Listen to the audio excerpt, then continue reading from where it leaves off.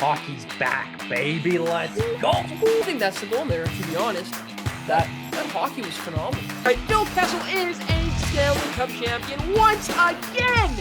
I mean, hey, Bruce, there it is. Bruce, there it was. At least it wasn't Adam Fox. It's two juggernauts just colliding with each other. What? Weird. Now we have to deal with another generational talent in Chicago. Root. Boom, ladies and gentlemen, welcome back to the Puck and Stuff podcast. Woo! Unfortunate events? You tell me, as a Flames fan, it's something. But hey, we're here. It's been 6 weeks in, and we're finally at close to the finish line. The Stanley Cup Finals is back, baby. Florida Panthers versus the other Alberta team, Edmonton Oilers. B-Dawg, as a Flames fan, how are you feeling in this moment? Well, I'm going to start it off with last episode. I totally forgot to mention this, as you and I both predicted our Stanley Cup matchups to not be this. And I was going to say the worst case scenario for Flames fans was Edmonton versus Florida, because obviously, as everyone already knows, you have the two highest draft picks that the Flames have ever had on Florida, Sam Bennett and Matthew Tkachuk. And then you have the Alberta rival, Edmonton, in the finals. That was the worst case scenario for the Flames. You and I didn't pick that to be our finals matchup. And sadly enough, here we are. That's the finals matchup. I'm not happy. I'm really not happy about this. I don't love it. I wish both teams don't lift the cup. But sadly enough, one of them's going to lift it. And that's why we're here today. Welcome back, guys. I have to ask you this question. Who are you predicting to win the Stanley Cup final in 2024? Whew. Gonna be a tough one here for me. I've been thinking about this all week. Me too. It's tough. I'm just going into my decision here, like my thought process. I think Edmonton and Florida are pretty similar. You think about their first line, right? Scoring, bizarre, right? The second line, still with same star studs out there too, who also produce. There's a third line that has players that are of the old regime, still have contribution to the team. And I'm relating this more to like a Vander Kane for Edmonton, Florida, Tarasenko. And then a fourth line that has been able to contribute at times. Not all the time, but when it has happened, they're highly, highly important. Defense. I think Florida has the edge on this, just because I think that their defense has been playing more consistent. I think there's comparables there too. I'd probably compare Forsling to Bouchard right now, Ekblad to Ekholm. I would say Nurse, but Nurse is, I don't know. It depends who you get. But the point being is all this. The goalie's a little different. Like, you edge that to Florida. Thing is, Florida has this. They lost a cup last year. They're hungry for it. You saw them winning their Prince of Wales trophy. Kobe Bryant, job's not finished. Ordeal. Would you agree? 100%. Exactly. That's scary. That is terrifying. So Florida's going to come out the gate like whatever. A lot of time off. Apparently the Panthers don't play well like that. Edmonton. They have like the two best players in the world. And they're playing like it. So if they keep that up, oh my goodness. Do your X Factors play to what they did in the Dallas series? If they don't, it's going to be tough. Because if Stanner can't play above 900, that's not good. If Nurse can't save things off his butt again, that's not good. So it just kind of depends on factors and stuff. So I think what we'll see in the series is each game will be won by a different factor, right? Power play one, maybe physicality, things like that. But it's funny, you also have a bunch of pests on both of the teams, right? In Corey Perry and Kane and Ryan Lomberg and Nick Cousins, if these guys play. If Jonah Gadjevich plays, but Kachuk, of course, too.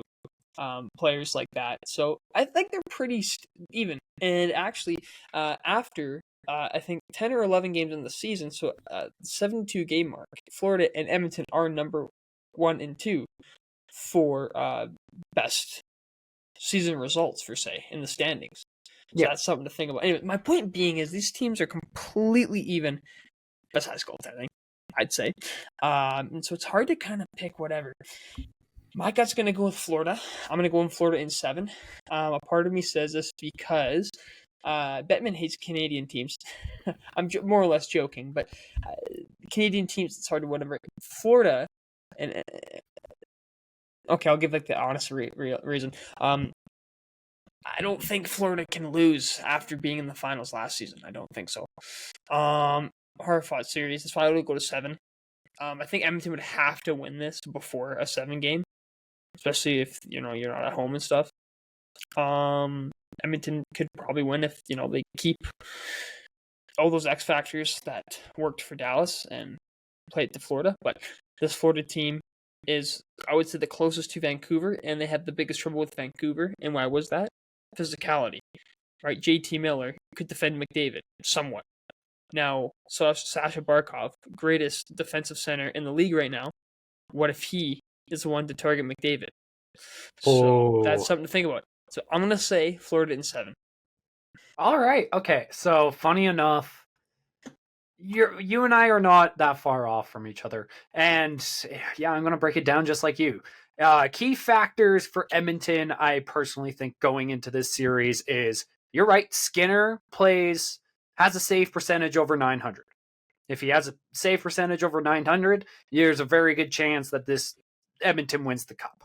Evander Kane, if he plays like playoff Evander Kane like we know him as, I think they're still in good hands. And the key factor as well is those star players like McDavid and Draisaitl. I mentioned last episode that this team is kind of very reliant on those two, and I still think they are, because when you have the two best players in the whole world playing on the same line, you need that. That is your advantage, having those two special, talented players like McDavid and Draisaitl playing on the same time. Another key factor is Nurse, like you said, if he's not blocking pucks with his butt. I love that you said that, but no, he needs to play the best hockey he's ever played defensive-wise for Edmonton, or that it's going downhill very quickly. But the good news for Edmonton is the top 4 players leading points in the NHL in these playoffs right now are Oilers players. Like you said, McDavid got 31. Draisaitl is behind him with 28. Evan Bouchard, the offensive mega mind for Edmonton right now, has 27. And then Ryan Nugent-Hopkins has 20. So if that doesn't tell you enough about the Oilers' offense, I don't know what else will, to be honest with you. Again, biggest fear is defensive-wise for Edmonton, and goaltending. If Skinner keeps it up, I think they're good. Florida. Oh my God, this is a really hard series for me to talk about because, like, again, rival Albertan team versus the two guys that we had and we gave up. So put your camera up on that jersey. Yeah, why do you have if you can't tell what's behind me, it's a Kachuk jersey. I wasn't proud of putting it in this, but you know what? Red. Flames fans keep taking L's, man. Yeah, Rick Ball's gone. Life's something. It's okay. Dude, it just hurts. The Flames fans are taking so many L's. It just hurts. Shouldn't have done those curses on Ottinger. We're reaping it. Clearly. So, key factors for the Florida Panthers. I think, honestly, if Florida's top 6 comes out running out of the gate in game 1-2, I think this series is over. I think defensively, Florida's got them. Aaron Ekblad, like you said, Forsling has become a crazy playoff player for them defensive-wise. And I mention it again, Bobrovsky. What a lad. Bobrovsky. What a guy. No, honestly, he's having, again, probably the best goaltending playoffs we've seen in a long time. And I'm going to mention it like I did last episode. It just depends if he runs out of gas or not. Because against Vegas last year, he ran out of gas and kind of was left empty-handed, especially when you mention Aaron Ekblad injured last year in the finals. Thank the Lord they don't have that scenario. I'm going to say Florida in 6. I'm going to be a little bit meaner because Okay. honestly, I think Florida. I think Bobrovsky will stay on his head. I think everything will work in Florida's way. And let's be honest, the biggest con that the Oilers have in this is they got Corey Perry on their side in the finals. They're screwed. Wrong team, much. buddy. Wrong team. I mean, old jokes aside, I mean, if Edmonton wins, I wouldn't be surprised either. But I just think it favors Florida more. Yeah. I want to say a few things quickly about the thing here. The series. One thing that's cool is there's a bunch of players who, are older and could be getting their first cup or another cup. Right. I think about Kyle Opozo on the Panthers. He deserves one, does he not? We joke about Corey Perry. I mean, he got his cup in 07. But does he not deserve another cup? I think so. I think Derek Ryan winning a cup would be pretty cool. RNH winning a cup would be so deserving just because how loyal he's been with the Oilers team. With the whole decade of darkness, which is crazy, like it's all wrapping up. I think that's something to think about. The point being, is just so many players, like Henrik, I would say too, right?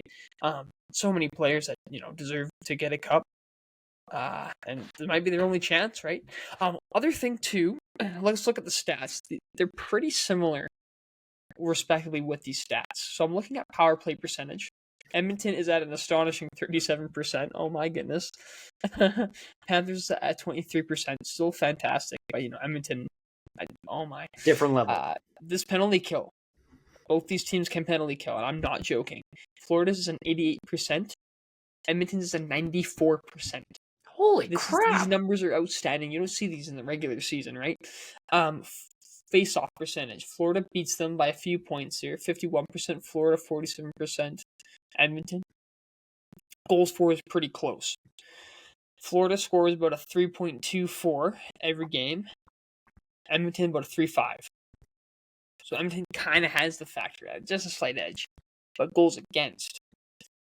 This is the problem for Edmonton. They allow more goals against. Only by decimal points. Florida's a 2.29. Edmonton's a 2.61. But Edmonton's going to have to get that down, of course. Yeah. If you want to win, I mean, basic stuff. And then I also want to ask you this question here, B-Dawg. Who are your Conn Smythe winners? Oh, okay. So if I'm realistically, so I'm going to start with Florida. If it's not Bobrovsky, I don't realistically see it being anyone else. Like the last option I would say is between Tkachuk and Barkov, but I think if Florida wins, it goes to Bobrovsky. He's been the heart and soul of that team for, I would say, the last 2 to 3 years. And I know, like we've mentioned this before, but we kind of shit on him for Florida giving him that kind of contract. But yeah, he's probably used 2 finals. Years ago. He's probably used 2 finals by now. So I would say if a goalie can't, imagine if he wins it. I think that's a good contract. Yeah. For Edmonton, you got realistically, you got 3 easy answers. You got McDavid, Draisaitl, or Bouchard. I don't see it being anyone else. I think it's going to be McDavid if they win the cup, but I don't see anyone else realistically. I got you on that one. I 100% agree with the Panthers winning Bobrovsky.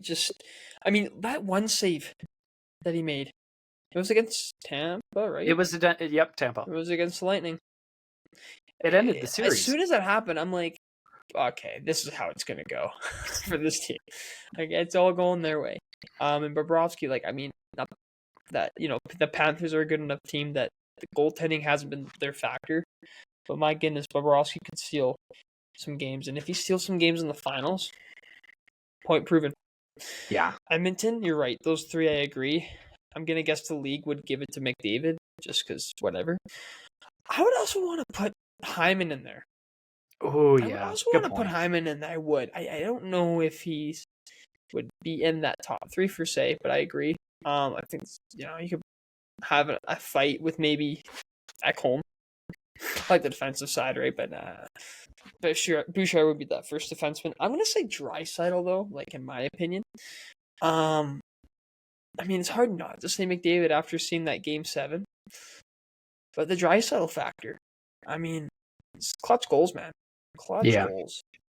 just scoring from everywhere. Power play or no power play. It really helps that he's not injured this year, unlike when he was the previous year. So that helps immensely. I guess I'll say Draisaitl then. I just think the factor that he's played, just outstanding. I don't know if you're there without him, but I don't know if you're there without McDavid. So it's kind of whatever. Also, yeah, that's my pick. All right. It'll be exciting to see. I'm excited for this finals. Yes, we are very excited for the finals, even though we are Flames fans and we kind of hate this shit. I'm not going to lie to you. But you know what?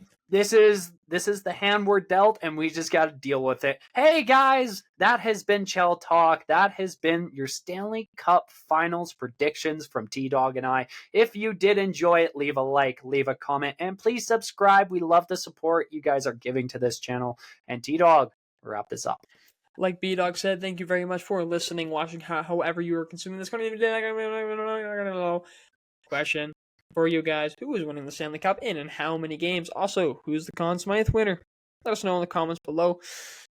Finals is here. Wow, time flies. But I'm excited. Getting certain on Saturday. It's going to be a series. It will be bloodbath, and hey, we're here for it. So, grab your popcorn, take a seat, grab your iced tea, and watch some good old Stanley Cup Finals hockey. We'll see you guys in the next one. Take care. Peace. Peace.